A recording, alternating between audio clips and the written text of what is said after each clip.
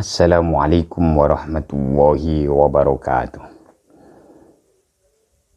Bismillah, alhamdulillah, wassalatu wassalamu ala sayyidina rasulillah wa ala alihi wa sahabatihi wa man tabi'a sunnatahu wa jama'atah min yaumina hadha ila yaumil qiyamah, amma ba'da. Teman-teman, baik di program studi pendidikan guru sekolah dasar, ekonomi syariah, maupun di prodi perbankan syariah, semua yang kami hormati dan yang kami banggakan. Pada pertemuan kuliah ini kita membahas mengenai sholat dan ruang lingkupnya bagian 2. Setelah kita kemarin pada pertemuan pertama sholat dan ruang lingkupnya pada bagian pertama, atau sholat dan ruang lingkupnya 1 gitu, menjelaskan tentang syarat dan rukun sholat. Maka pada pertemuan selanjutnya ini kita akan membahas mengenai sholat jamak dan qashar gitu ya. Jadi pada sholat bagian kedua ini membahas mengenai sholat jamak dan qashar. Akan tetapi adik-adik, teman-teman semua, supaya kita tidak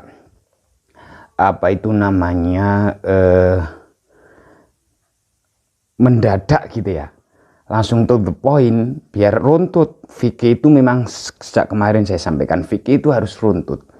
Biar kita kajiannya runtut, maka sebelum kita langsung ke bab sholat jamak dan qashar, perlu diketahui, pernah Pak Muin menyampaikan pada saat kita membahas mengenai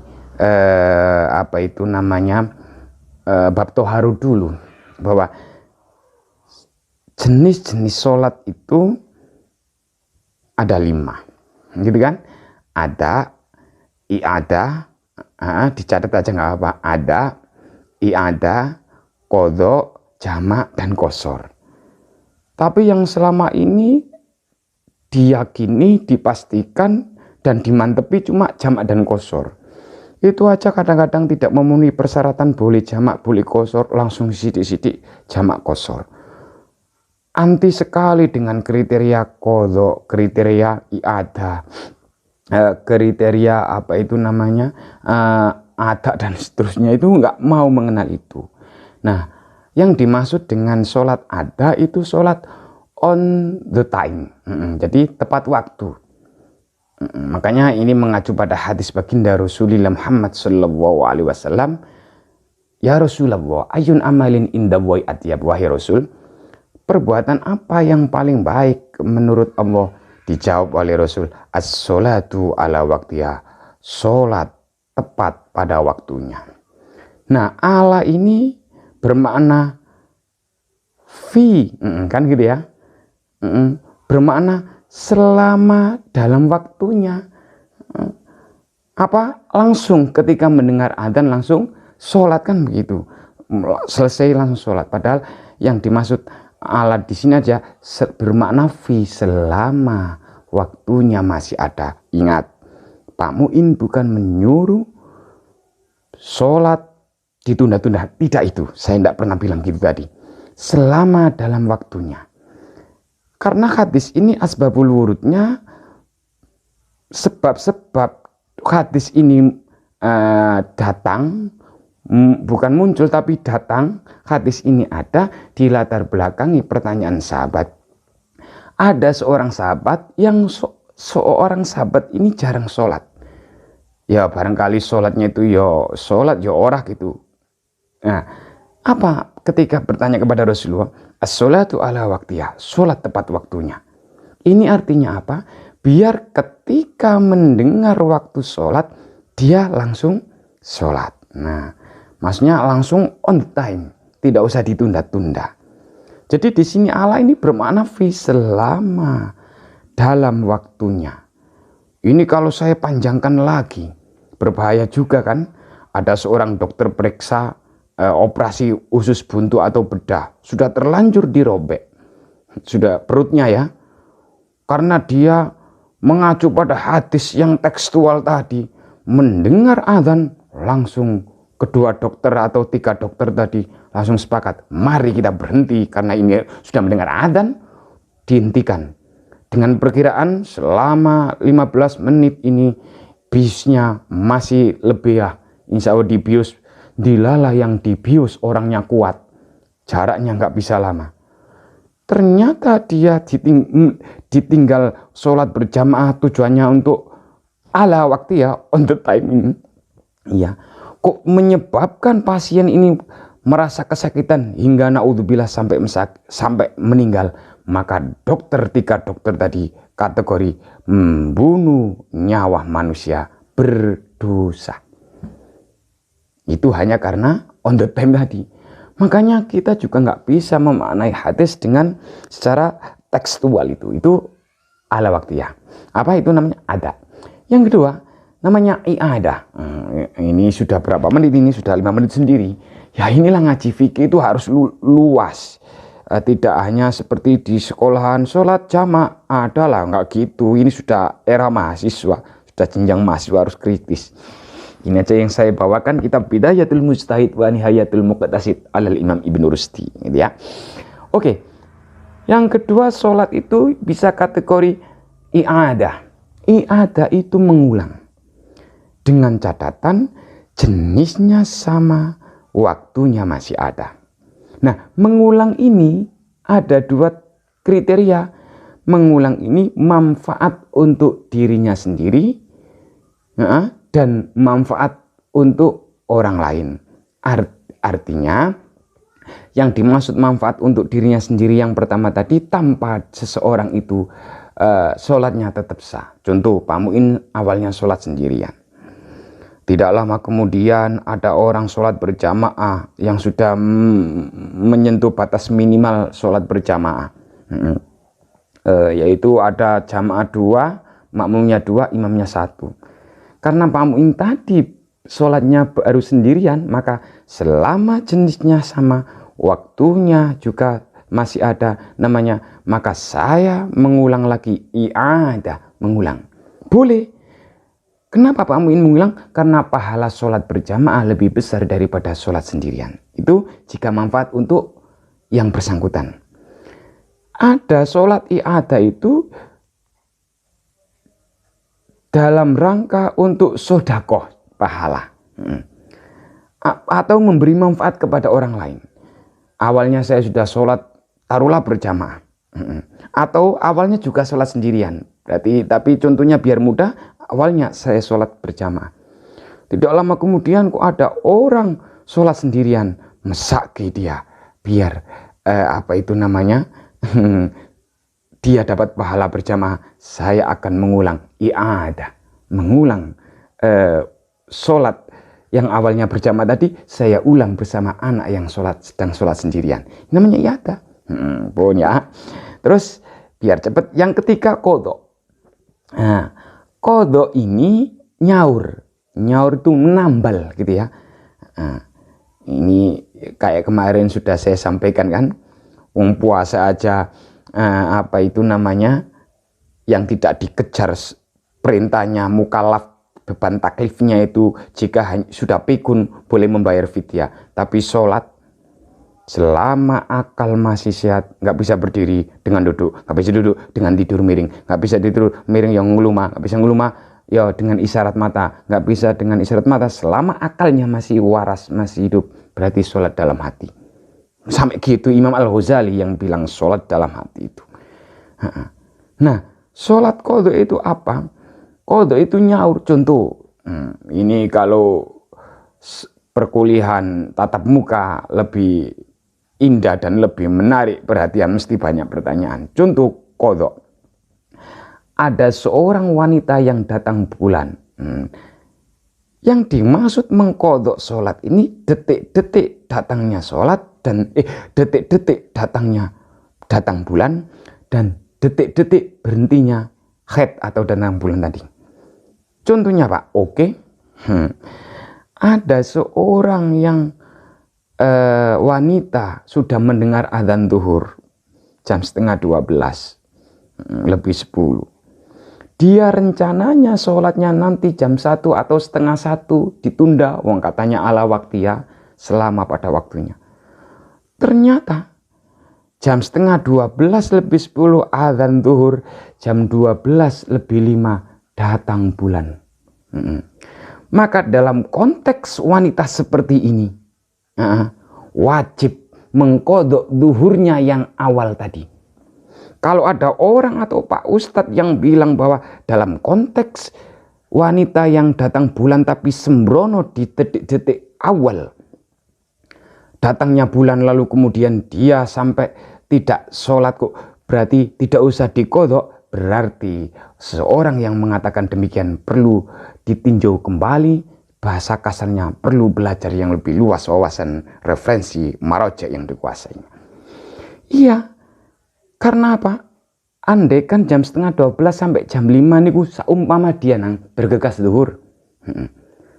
Yakin bahasa kemarin kita sampaikan paling banter 10 menit sak ndungoni. Ya ukuran kita lah. Berarti ada waktu dari setengah 12 sampai jam 12 lebih 5 itu kan hampir 25 menit. Andai kan dia on the time sholatnya, nggak usah ngodok. Di Mekah sana nggak ada yang ngodok karena langsung tepat waktu. Kita kan nggak pernah menganalisa bahwa orang Indonesia beda dengan di Timur Tengah ini kodok ya. Nah, itu detik-detik. Maka yang dikodok cuma yang awal tadi, bukan selama datang bulan, bukan, bedakan. Makanya harus konsentrasi kuliah dengan Pak Muin. Ngelamun sedikit pemahamannya sudah beda. Gitu ya. Jadi detik-detiknya tadi itu loh yang perlu sama. Ada seorang yang sudah yakin ini adalah sudah masa suci sudah habis. Ya sebenarnya perlu juga dijelaskan ya macam-macam haid itu istighadah, ada haid, ada nifas. Ada haid itu ada yang mubtadi'ah mumayyizah, pemula tapi belum bisa membedakan. Ibu sudah bisa membedakan, atau mubtadi'ah ghairu mumayyizah, pemula tapi belum bisa membedakan. Itu ada 7 kriteria, tapi kita nggak ke situ, nanti habis ini. Ada seorang wanita yang sudah yakin bahwa dia seolah-olah hari ini hari yang ke-6 karena kebiasaannya 6 hari sudah suci ini. Dilala sucinya mulai jam 9 pagi. Ini yang kita pakai zuhur aja ya, biar mudah. Dia masih ragu, jangan-jangan nanti ya, setelah saya mandi terus habis sholat zuhur keluar darah. Jangan kan banyak jangan-jangan, padahal keraguan kan harus dihilangkan. Itu kan cuma ragu-ragu aja. Sebenarnya dia nggak masalah, nggak ragu-ragu kan. Jangan-jangan nanti datang bulan darahnya keluar lagi. Ternyata sampai zuhur habis dia belum mandi hanya karena jangan-jangan keluar darah lagi. Ternyata sampai asar juga nggak keluar lagi darahnya, tapi dia belum bergegas mandi. Sampai maghrib, isya. Maka dalam konteks seperti ini, wanita tadi berarti harus mengkodok sholatnya sejak zuhur yang sebenarnya dia sudah wajib mandi, tapi tidak bergegas mandi. Gitu. Sejak zuhur dimulainya, detik-detik menjelang suci, bukan selama haid. Bedakan, mengkodok selama haid enggak, tapi detik-detik datangnya haid dan detik-detik mau bersihnya darah haid. Nah, gitu ya.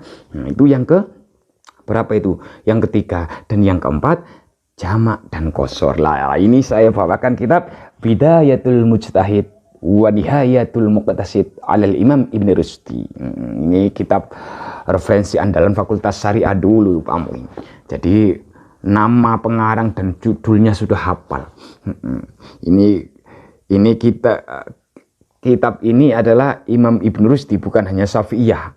Kalau kemarin kan kita nanti dikira Syafi'iyah. Nanti kitab Bidayatul Mujtahid ini adalah lebih praktis daripada kitab Al-Fiqh ala Madzahibil Arba'ah. Fikih 4 perbandingan itu terinspirasi dari kitab Bidayatul Mujtahid Ibn Rushdi ini. Jadi Al-Faslus Tsani, ini langsung pada pembahasan fasal yang kedua. Ini menurut kitab ini ya. Fil jama'i, dalam hal mengupas tentang jamak, ya dalam hal ini qasar, termasuk juga qasar. Wa ammal jam'u, nah ini baru menjelaskan jamak aja loh begini, nggak bisa dibayangkan. Makanya Silabi dalam mata kuliah SAI tentang sholat bagian 1 dan 2 saya baca ini, saya menggeleng-gelengkan kepala. Gini kok cuma 1 jam, bagaimana bisa komplit? Wa ammal jam'u, adapun tentang sholat jamak, fa innahu yata'allaku bihi salasun masailah. Ada 3 problematika, ada 3 persoalan yang berhubungan dengan masalah jamak ini. Ikhdaha jawazu. Yang pertama, boleh tidaknya menjamak. Ada juga mengqasar, tapi ini jamak dulu, oke. Wasaniyatu, dan problematika yang kedua, ini hebatnya Ibnu Rusdi, karena dia juga seorang filosof yang memang cerdas ya. Jadi dia ini memaparkan dari 4 mazhab, termasuk hadis-hadis Nabi diolah lalu dipaparkan. Kalau diambil kesimpulan, makanya kalau sudah membaca kitab ini, cara menyampaikan sesuatu itu lebih mudah. Wasaniyatu, yang kedua, fi sifatil jam'i, tentang bagaimana tata cara jamak. Apakah kriteria di sini, tata cara dan kriteria jamak ini termasuk dalam kondisi qasar itu, atau bagaimana kalau tidak ada unsur masyaqqah, kecapean? Ayo, nanti keluar rumah aja sudah dianggap musafir, kan banyak sekarang. Keluar rumah mau ke supermarket aja kriteria kategori musafir, yaitu buka pintu rumah, terus nutup pintu rumah, terus keluar. Kan ngawurisasi. Akhirnya ke supermarket, ke Indo April gitu aja langsung apa itu namanya, menjamak atau mengqasar sholat malahan, tapi kebanyakan menjamaknya. Ini baru jamak ya. Orang itu sidik-sidik jamak, ono rapat jamak. Ini jamak loh ya, bukan jima. Wasalisatu, dan problematika permasalahan yang ketiga, fi mubihatil jam'i, tentang bolehnya menjamak. Boleh enggak toh menjamak? Ini kan jarang dikupas ini. Sidik-sidik jamak, sidik-sidik jamak. Naik pesawat nggak capek kok jamak. Nggak tahu kalau zaman Rasulullah itu kecapeannya itu karena naik unta. Dalam kondisi tertentu masih meninjau ilat hukum. Al-hukmu yaduru ma'illati wujudan wa adaman. Hukum itu tergantung pada ilat hukumnya, situasi kondisinya. Kenapa Rasulullah menjamak? Perjalanannya jauh, di setiap perjalanan belum banyak masjid. Ayo, itu juga lupa kan, nggak pernah dibahas. Terus naik unta. Sekarang masjid ini dalam buku Pak Muin, Hakikat Asas dan Nilai Strategis Masjid, yang ditulis Pak Muin tahun 2006, masjid di Indonesia ini hampir 700.000. Data 2017-18 yang terakhir saya nelpon teman saya yang ada di DMI Pusat, hampir 900.000 masjid. Belum lagi dilacak, sehingga Imam Syafi'i kalau perjalanannya itu adalah perjalanan rombongan, maka dalam arti rombongan atau satu kelompok, sayukianya tidak menjamak, apalagi mengqasar. Tapi kalau perjalanannya naik bis umum, nah baru boleh. Sampai begitu. Sekarang perjalanan cuma 5 kilo aja menjamak. Ini gara-gara mengambil fikih dari tekstualitas hadis tadi. Makanya agak ekstrim kan kalau fikih diolah dari tekstualitas hadis. Amma jawazuhu. Problematika masalah boleh, apakah boleh atau tidak boleh menjamak itu, fa innahum ajma'u ala annal jam'a baina dhuhri wal asri fi waqti dhuhri bi Arafah. Jadi hukum aslinya boleh menjamak zuhur dan asar itu ketika sedang menjelang wukuf di Arafah. Iya, jadi dikumpulkan antara zuhur dan asar. Ini ketika mau wukuf di Arafah, wa bainal maghribi wal isya bil Musdalifah, dan ketika mau bermalam di Musdalifah boleh menjamak maghrib, dan isya. Ini hukum aslinya itu ini. Dalam konteksnya itu kan berarti ketika mau haji. Ini kan enggak, konteksnya mau rapat. Pak Muin pernah itu rapat. Ya kita istirahat sebentar ya, sekaligus break lah. Kita minum-minum dan makan-makan. Bapak kita selesaikan ya, nanti bisa dijamak. Pak Muin juga nggak mau berdebat. Rapat kok berdebat fikih, langsung keluar. Kok angel-angel. Keluar aja ya, karepmu Pak kon dijamak dewe.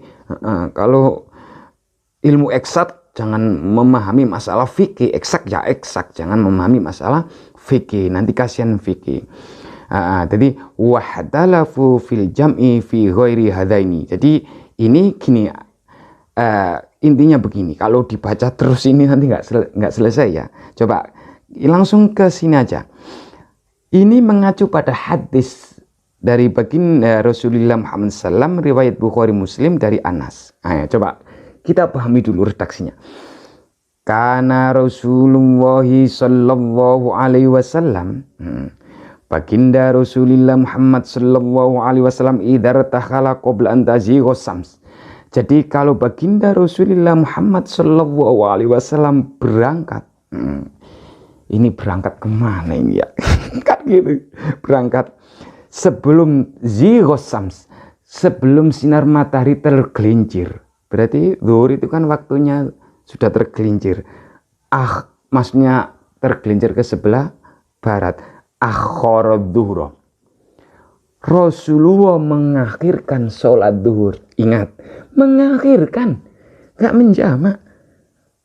Hadisnya kan ada 3. Tapi kalau disimpulkan menjadi disimpulkan semuanya pada akhirnya mengakhirkan.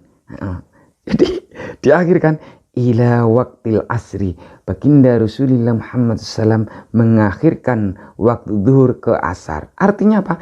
Jika nyampe pada tempat tujuan, kok ternyata waktunya zuhur masih ada, enggak apa-apa itu sholat. Ya sholatnya. Di tengah-tengah sholat kok waktu asar adzan datang, tetap sah sholatnya. Ingat, ini bukan dalam rangka Pak Muin menyuruh, meneledorkan, mengundur-undur, bukan. Summa nazala fajama bainahuma, kemudian dalam arti ini Rasulullah ini ya turun mencari tempat, kemudian menggabung antara, seolah-olah kan menggabung antara zuhur dan asar. Ini makanya kalau dibaca terus, fadzabal qailun bijawazil jam'i fi ta'wil hadil hadis ila nu akhara dzura ila waqtil asri. Ulama sepakat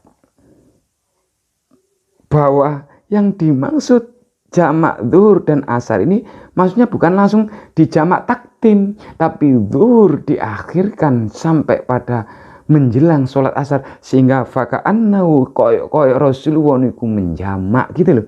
Padahal kan cuma mengakhirkan gitu. Fa in zaqas samsu qabla an yartahila, apabila tapi Rasulullah jika berangkatnya itu setelah sinar matahari tergelincir, sholat zuhur sumaribah. Artinya kalau Rasulullah berangkatnya kok waktu zuhur sudah masuk, kan tergelincir berarti. Ciri-ciri sholat zuhur masuk itu jika matahari tidak di tengah-tengah tapi sudah tergelincir ke sebelah barat. Ciri-cirinya sudah tergelincir jika ada bayangan tegak di sebelah timurnya. Ada bayangan, kan gitu ceritanya.